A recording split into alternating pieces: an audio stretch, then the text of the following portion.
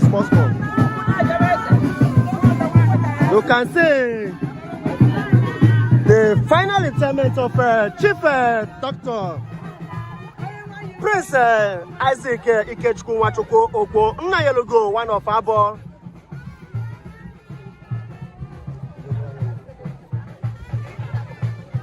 The mass has just been dismissed.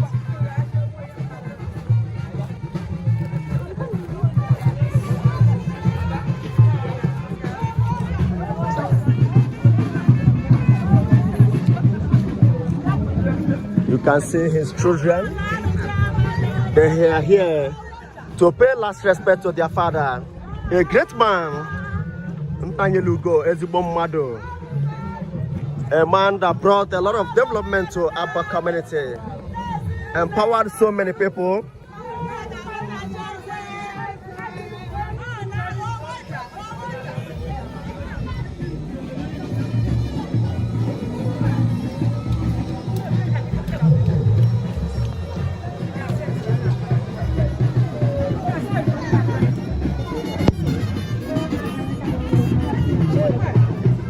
Nnayelugo Jenkoma, may your gentle soul continue to rest in perfect peace. Inanya efo Momada Momwane Ndoyi Ndenyi Ndokunebe Abara Equire Ugwe Bazo.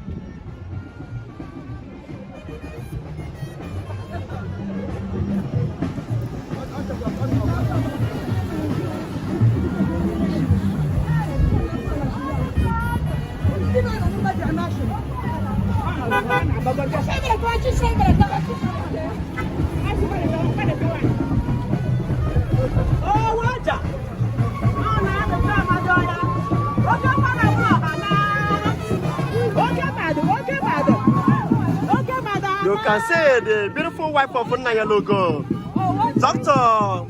Hereta Oko Ugochinyere. She is here live to say goodbye to her beloved husband.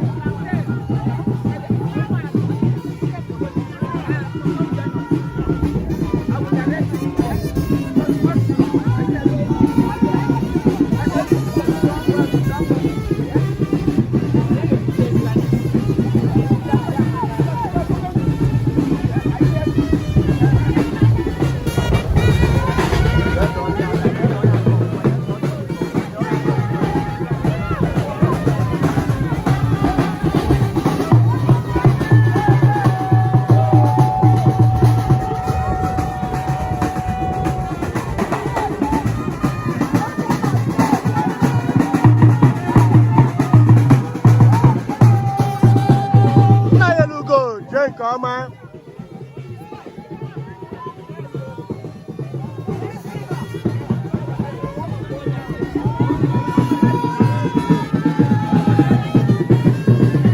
Okay.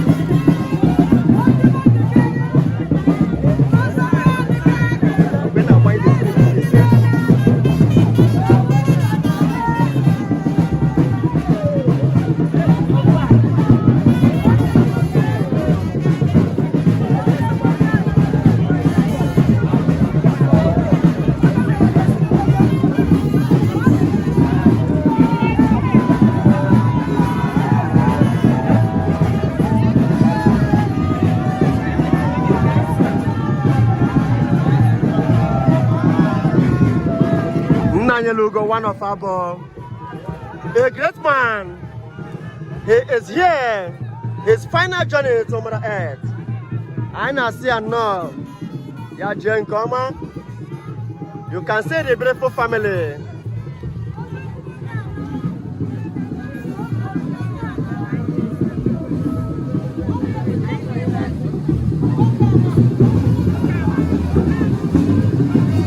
Chief Prince Dr. Isaac Ikechukwu Ukwu. The burial mass has been conducted at St. Peter's Catholic Church, Abor. And now we are here live at his family compound where he will lead to eternal rest. We say may his gentle soul continue to rest in perfect peace. Amen. Nnayelugo.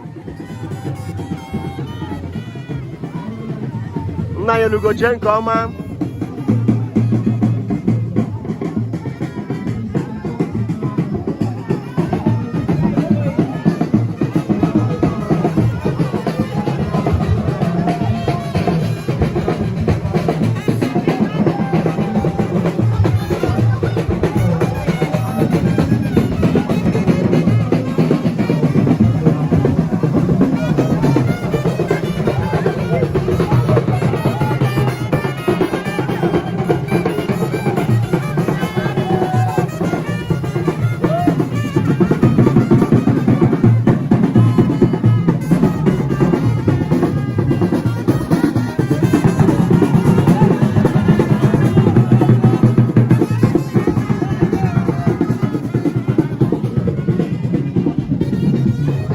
You can see his beautiful daughter Yvonne is here.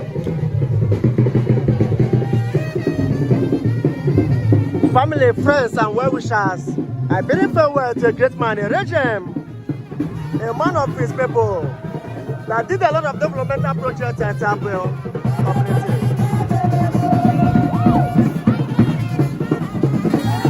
Ugochi and Jane Koma.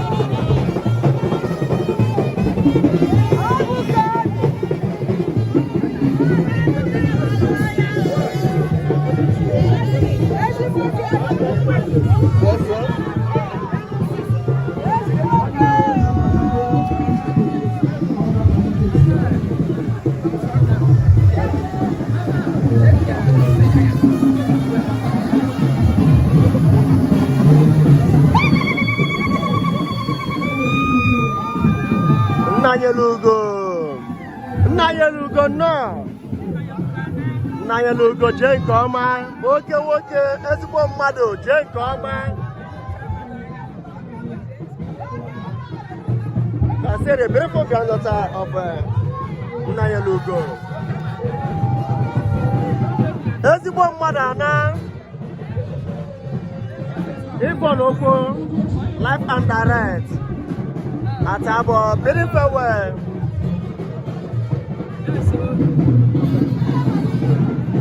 to her daddy.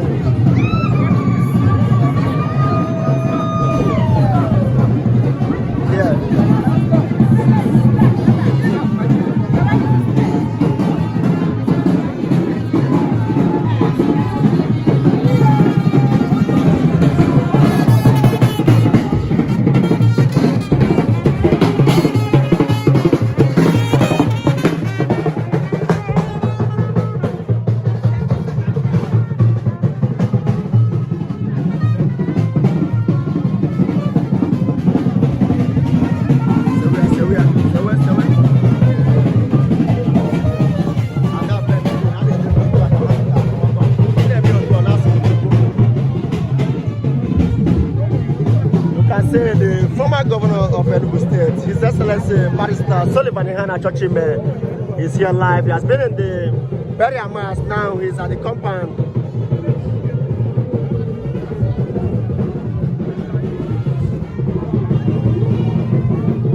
I go on.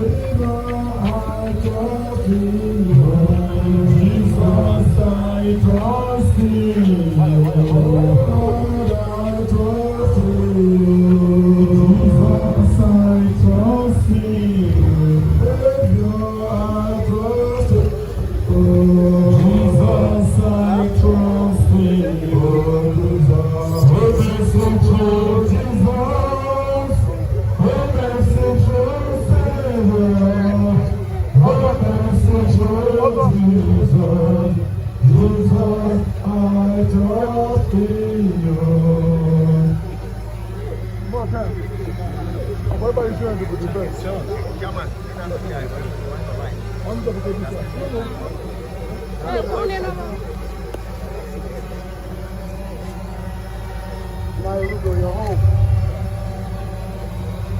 We welcome you into heaven. Thank you for everything. We'll uphold your legacy and your impact. We love you and we thank you.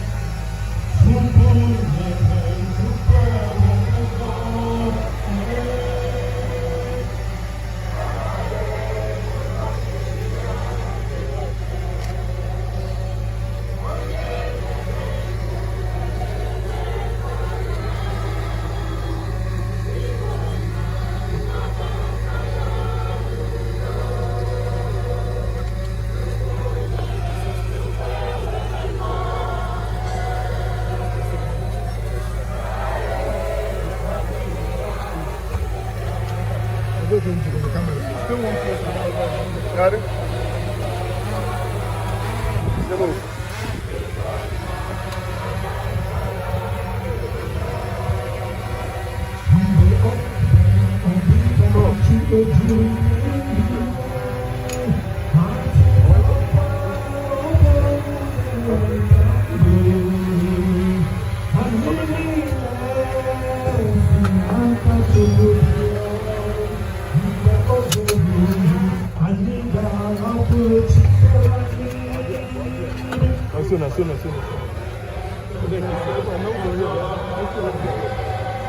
Soon.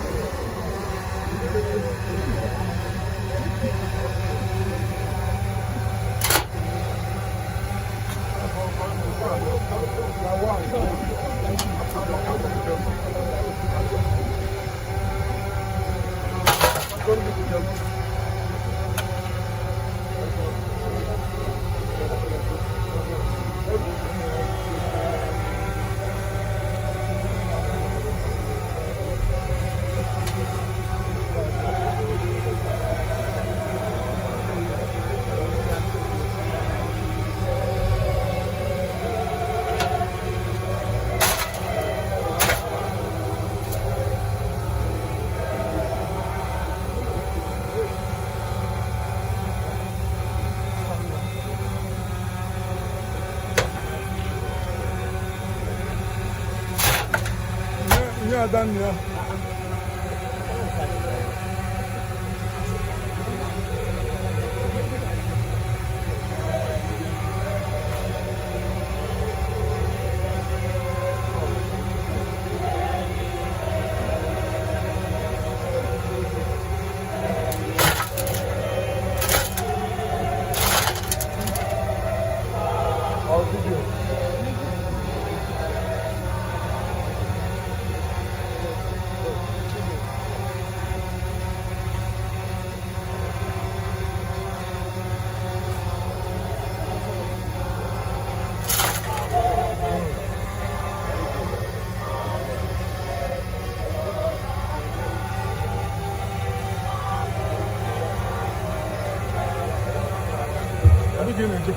Mbak kampung.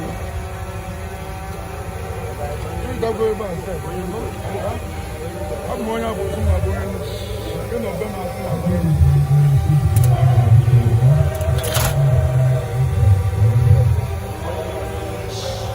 Aku mau nyapa.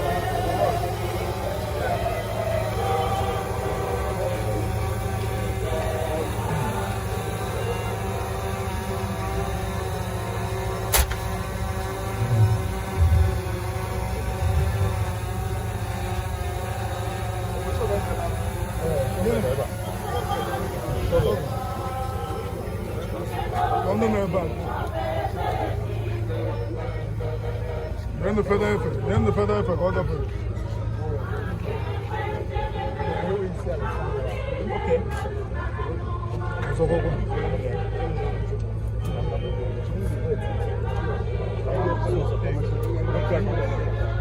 Father.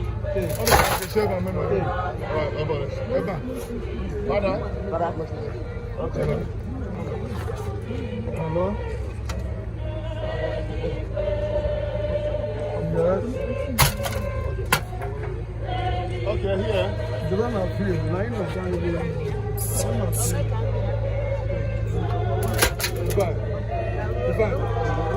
I'm the other one. You got this one. Let's see.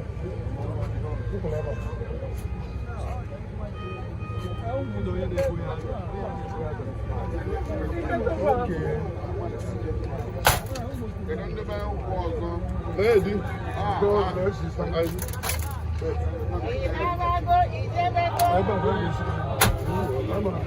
Okay. There we go. Other one, the guy. Other one, I got jacket.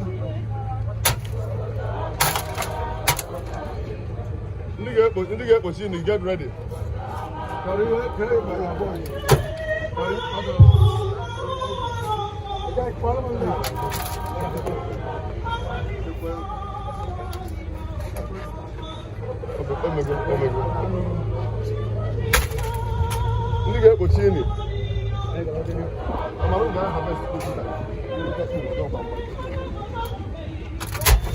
Father, how is this side up? You must still stand up and face in. Get the side up. See the side up. Angie.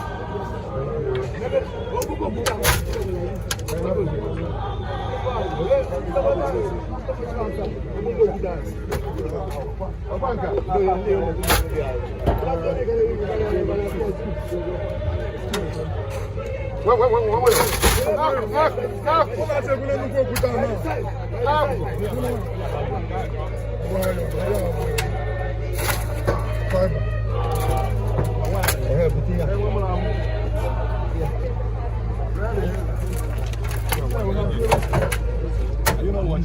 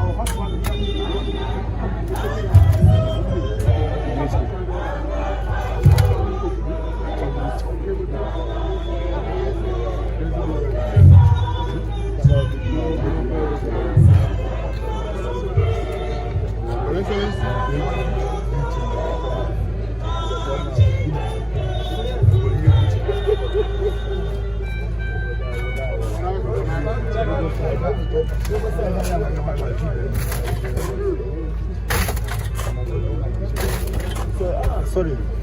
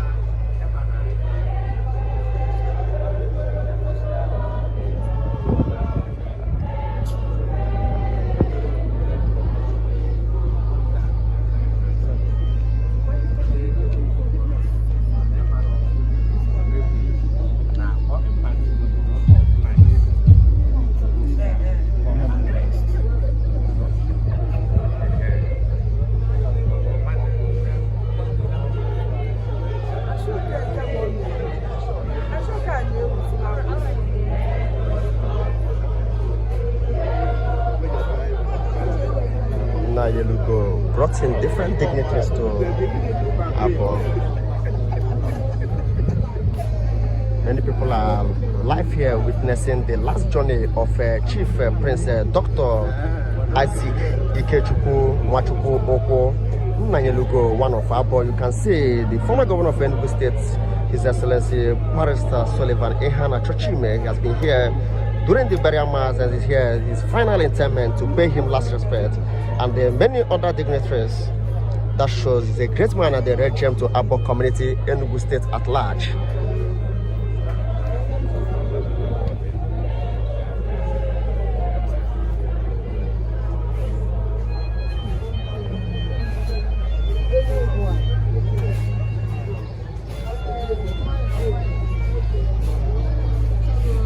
You can see Ezinne is here, witnessing the last journey of Nanyelugo. Ezinne, ndeke he na-agwa ndị he na-agwa ka mkpụrụ obi Nanyelugo, ndị he na-agwa.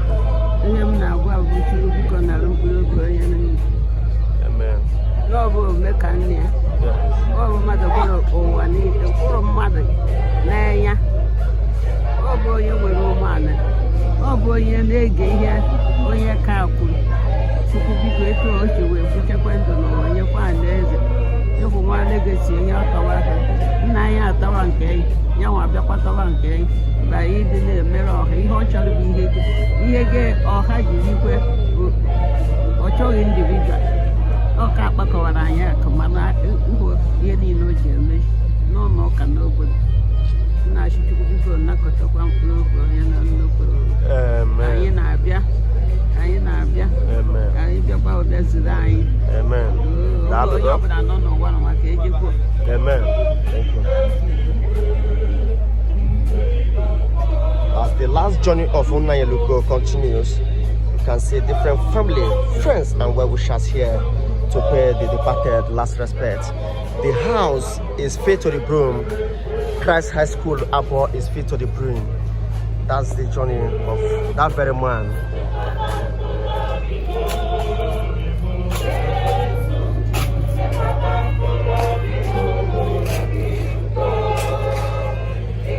Father, can I bury in a barrel or be Nanyelugo Tata? Go for it, one and the mother was I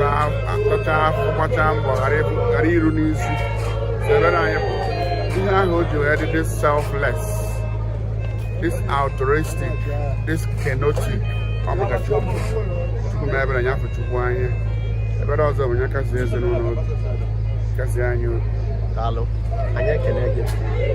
Nanyelugo, one of our boys, is a great man, a man of his people. You can see different dignitaries from all walks of life. Honorable Chilo Ofia Jr. is also here to pay last respect to Nanyelugo, a great son of Abor, a great son of Uti local government area, and a great son of Enugu State, Nigeria at large. We all miss him and we say may his soul continue to rest in perfect peace. You can see his daughter is also here to say final goodbye to his selfless and beloved daddy.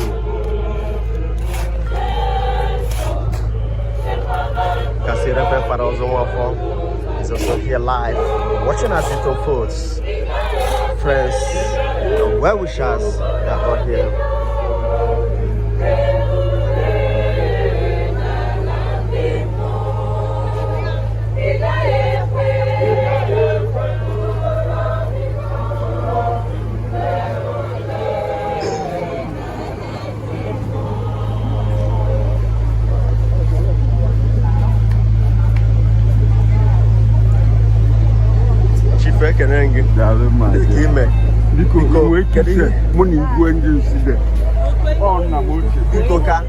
Kedu ihe na-agwa ka a na-atinye Nanyelugo naanị? Kedu okwu ikpeazụ ị na-agwa mkpụrụ obi ya? Ana m asị ya biko n'ọnụgo n'ihe niile ekwuru ihe a about him. Ọ dị mma gafee oke ya biko ya kpere m ekpere ka m bie udo ndụ obi. Ikechukwu wee nabata m otu o si wee nabata ya ka anyị ncha wee were ya mgbakwa anya biko ya kene m papa ya kene m mami ya kene m ụmụ nwanne anyị nwụchara ebe a ya biko ya yi ọrụ anyị ekpere ka ọnwụ ahụ kwụsị n'owepụga anyị ihe na-arụ ọnwụ nke ya now ọ dị onwe ihe ga-eriplesi agwa m ya oge nke ọnwụ onye aja onye ka daalụ anyị na-ekene gị. Thank you. Thank you. We'll be live again at Christ High School Abor, where the reception proper will be holding. So don't get anywhere. Make sure you click the subscribe button of Amoko Community TV for more live updates. Very soon we'll be there, maybe next 10 to 20 minutes. Keep on checking and make sure you subscribe to get the notification when we are live. Amoko TV is a community TV going from different villages, bringing you live events, activities, adverts, and different things, making sure that you bring events to life. Thank you for joining us, and thank you for continuing to support Amoko TV.